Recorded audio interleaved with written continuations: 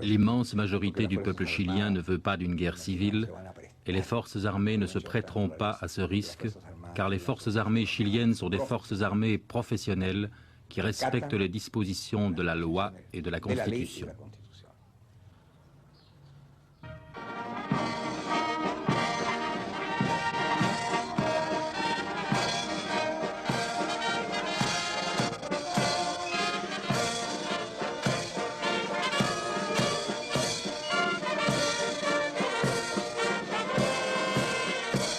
Ainsi donc, une certaine logique est sauve.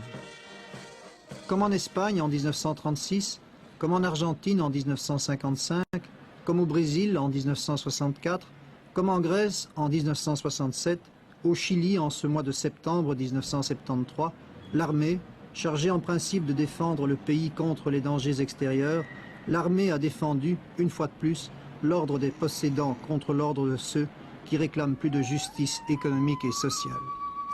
L'armée, que le président Allende croyait respectueuse de la Constitution, l'armée chilienne a choisi son camp, le camp de ceux qui ont tout, contre le camp de ceux qui n'ont rien.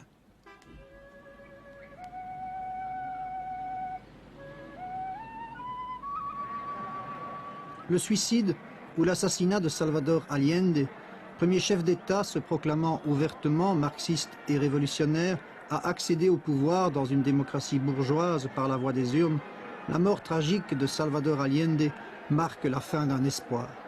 L'espoir de millions de travailleurs, paysans, ouvriers, étudiants, intellectuels, au Chili mais aussi ailleurs dans le monde, l'espoir de réaliser un jour pacifiquement, dans l'ordre et la légalité, le socialisme auquel ils aspirent.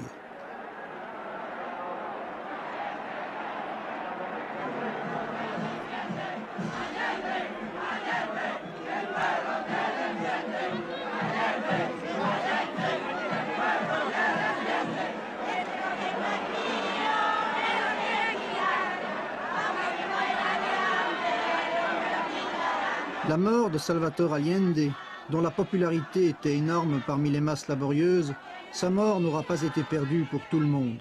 Dès l'annonce du coup d'État militaire, le prix du cuivre à la bourse de New York, cuivre dont le Chili est le troisième producteur mondial, le prix du cuivre a subi une hausse sensible. Ce n'est pas un hasard. Dès après le succès électoral d'Allende aux élections présidentielles de septembre 1970, et avant même qu'il accède au pouvoir, le capital national et international et surtout les grandes compagnies multinationales américaines, particulièrement l'ITT, intriguaient dans l'ombre pour empêcher de réaliser le programme devant mettre fin à la tutelle économique des États-Unis, programme de l'unité populaire dont le président Allende nous expliquait il y a peu les grandes lignes.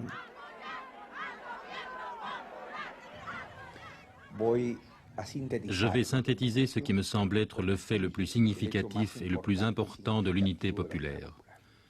En premier lieu, au point de vue politique, pour la première fois dans notre pays, et peut-être pour la première fois, je le dis sans exagérer, sur notre continent, on a réussi à grouper sur la base d'un programme commun les marxistes et les chrétiens.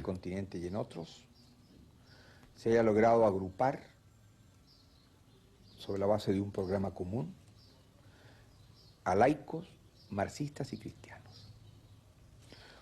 C'est un programme qui est en accord avec la réalité chilienne, son histoire et ses traditions, ses combats. Un programme destiné à obtenir l'indépendance économique et la pleine souveraineté politique. Un programme anti-impérialiste, anti-monopole, anti-latifundiste et destiné à nationaliser les richesses principales